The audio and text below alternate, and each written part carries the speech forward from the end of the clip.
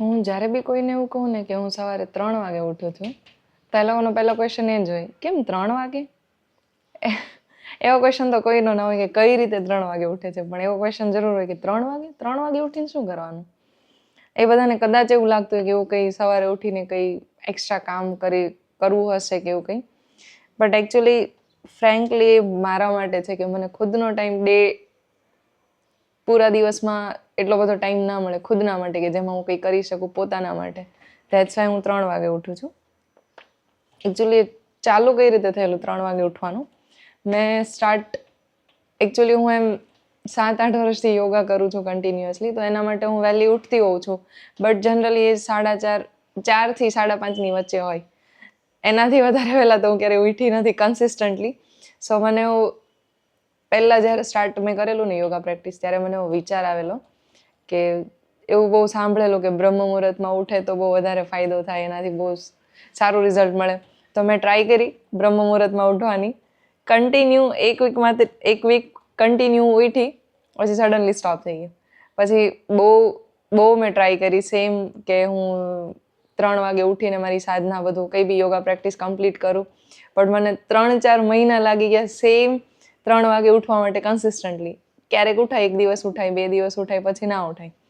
તો after 3-4 month પછી પાછું મેં ઉઠી લીધું કે હું 3 વાગે કન્સિસ્ટન્ટલી ઉઠવાનું ચાલુ થઈ ગયું. પણ એ બી એક વીક માટે જ, એનાથી વધારે હું ખેંચી જ ના શકી. ખબર નહીં, પછી એ થતું જ નહોતું મારાથી.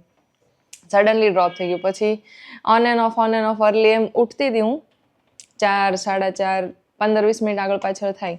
પછી સડનલી લાસ્ટ મંથ મને ઇન્સ્ટાગ્રામ ઉપર એક પોસ્ટ આવી કે જેમાં એવું લખેલું હતું કે બ્રહ્મ મુહૂર્ત ચેલેન્જ, કે એમાં કોઈ એવું ગ્રુપ હોય કે જેમાં જે લોકોને બી બ્રહ્મ મુહૂર્તમાં ઉઠવું હોય તો એ લોકો બધા જોઈન થાય અને 3 વાગે ગાઈડેડ થોડી ચેન્ટ્સ ને એવું યોગા પ્રેક્ટિસ કરાવે. તો મેં જોઈન કર્યું. તો ઇનિશિયલી ફર્સ્ટ વીક બહુ સ્મૂથ ગયું. તો મને થયું આ તો ઇઝી છે, મને ખાલી આટલા જ સપોર્ટની જરૂર હતી, આ તો હું કરી લઈશ. જ્યારે સેકન્ડ વીક આવ્યું, મેં બપોરે કંઈ બહારનું ખાઈ લીધેલું. તો એના લીધે એના નેક્સ્ટ ડે હું ઉઠી તો ખરી 3 વાગે, પણ એનો જ 1 કલાકનો સેશન હોય 3:15 થી 4:15 સુધી. તો હું બેઠી, મેં ઉઠી તો ગઈ, ટાઈમે મેં અટેન્ડ બી કર્યો, પણ મને એટલી ઊંઘ આવે ને, ત્યારે મને કંઈ એટલી સ્ટ્રાઇક ના થઈ. તો એ દિવસ તો ગયો. સડનલી મને ત્યારે ના લાઈટ થઈ, એટલે મેં એ દિવસે બી બપોરે બહારનું ખાધું. સમહાઉ મને ટાઈમ નહોતો, કંઈ બી મારાથી મેનેજ નહીં થયું ઘરનું ફૂડ, તો મેં બહારનું ખાધું. તો નેક્સ્ટ ડે સેમ કે ઉઠી, ક્લાસ અટેન્ડ કર્યો, પણ મને સેશનમાં બિલકુલ બી ધ્યાન નહીં, બિલકુલ બી અટેન્શન નહીં, અને બહુ જ ઊંઘ આવે. અને એના પછી થોડા બહુ પોતાની યોગા કરું અને પછી સૂઈ જાઉં. 1 કે 2 કલાકની ઊંઘ કરી લઉં પછી ઉઠું. તો પછી મને રિયલાઇઝ થયું કે ફૂડ બી ઇમ્પોર્ટન્ટ છે, કે તમને અગર આ 3 વાગે રોજે ઉઠવું ઇઝી નથી. લાઈક તમે ડેમાં શું કરો છો ને એ બી મેટર કરે. એવરી ડિસિઝન કે હું શું ખાઉં છું, ક્યારે ખાઉં છું, કેટલું ખાઉં છું, બધી જ વસ્તુ મેટર કરે. તો ડેમાં બી કોન્શિયસ રહેવું પડે તો એ વસ્તુ થાય. પછી એ જ વીકમાં લાસ્ટ આફ્ટર 3-4 ડેઝ સેકન્ડ વીકમાં એવું થયું કે મને રાતે સૂવામાં લેટ થઈ ગયું. ફર્સ્ટ વીકમાં લેટથી લેટ હું સૂતેલી છું 10:45 સુધી, લાઈક 10:30, 10:45 સુધી હું સૂઈ જાઉં, એટલે મારાથી મેનેજ થાય કે હું 2:45 સુધીમાં તો ઉઠી જ જાઉં. પણ કન્ટિન્યુઅસલી સેકન્ડ વીકમાં લાસ્ટ 3 ડેઝ મારાથી સમહાઉ કંઈ કામ હોય ને એટલે 11-11:30 થઈ જ જાય. તો એના પછીના 3 દિવસ એવું થયું ને કે મારાથી ક્લાસ ઉઠું, અટેન્ડ કરું, જેવો ક્લાસ ખતમ 4:15 હું સૂઈ જાઉં. સૂઈને સીધી એકદમ લેટ ઉઠું, મારી ખુદની યોગા પ્રેક્ટિસ કંઈ જ ના થાય. પછી મને રિયલાઇઝ થયું કે બધી જ વસ્તુ મેટર કરે. એટલે મારે રાતે કેટલા વાગે સૂવું છે, કેટલા વાગે ઉઠી છે, એના પર ડિપેન્ડ કરે કે હું રાતે કેટલા વાગે સૂતી છું. એટલે અને હું રાતે કેટલા વાગે મેં ડિનર કર્યું છે એ ડિસાઈડ કરે કે મને રાતે ક્યારે ઊંઘ આવશે. અગર સપોઝ મને લેટ ડિનર, અને સેકન્ડ વીકમાં 2 વખત એવું બી બનેલું કે મને લેટ ડિનર, મેં 9:30 અરાઉન્ડ ડિનર કરેલું. તો એના લીધે તો મારે ક્લાસ જ મિસ થઈ ગયો નેક્સ્ટ ડેનો.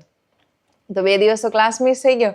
બહારનું ખાધેલું તો ક્લાસ અટેન્ડ થાય, એના પછી ક્લાસમાં બી ઊંઘ આવે, એના પછી સાધના બી ના સરખી થાય, પછી બસ લાસ્ટ અને સાંજે સુવાનું ટાઈમ થોડો ઉપર નીચે હતો, એટલે એના લીધે સેકન્ડ વીક બહુ ખરાબ ગયું. પછી મને રિયલાઇઝ થયું કે સેમ ટાઈમ પર ઉઠવું ઇઝી નથી, અને એ બી ફોર 3 AM, કે 3 વાગે તમે ઉઠીને યોગા મેટ પર બેઠા હોય ને તમારી સાધના કરતા હોય. સો એ થોડું ચેલેન્જિંગ છે, એટલે તમને ખુદને બહુ સારી રીતે મેનેજ કરવું પડે ફૂલ ડે, તો તમારું ઇઝીલી ડે સ્ટાર્ટ થાય. અધરવાઇઝ અગર ડે સ્ટાર્ટ સરખો નહીં થયો તો આખો દિવસ એમ એટલો ખરાબ જાય ને. પછી બસ પછી લાસ્ટ 2 વીક્સ તો એમ સ્મૂથલી ગયા, નથી વાંધો એમ. પછી મને 4th વીકમાં કન્ટિન્યુ મારી લાસ્ટ 2 વીક્સ મારા કન્ટિન્યુ સાધનામાં હું 3 વાગે ઉઠી જતી હતી, તો મારી બ્રહ્મ મુહૂર્ત સેશન બી અટેન્ડ થતું હતું, મારી સાધના બી મસ્ત થતી હતી. એટલે ઉઠ્યા પછી મારી યોગા પ્રેક્ટિસ બી સરખી થાય, બધી પ્રોપર જે કરવું એ, જમવાનું બી બધું મેન્ટેન રહી, સવારે લાઇટ બ્રેકફાસ્ટ, બપોરનો બી ટાઈમ રહી, ડે બી સ્મૂધ સ્ટાર્ટ થાય, એનર્જી રહી.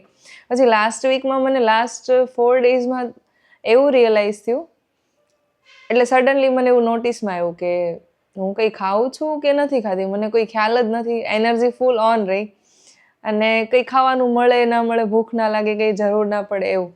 તો લાસ્ટ 3 ડેઝ મેં ઓબ્ઝર્વ કર્યું કે સવારે મસ્ત હેવી બ્રેકફાસ્ટ કરેલો હોય, એના પછી કંઈ ભૂખ જ ના લાગે, એટલે બપોરે બી કંઈ ભૂખ ના હોય, સાંજે બી કંઈ ભૂખ ના હોય, એટલે બપોરે લાઇટ થોડું ફ્રૂટ્સ ખાઈ લો, અને સાંજે તો જરૂર જ ના પડે.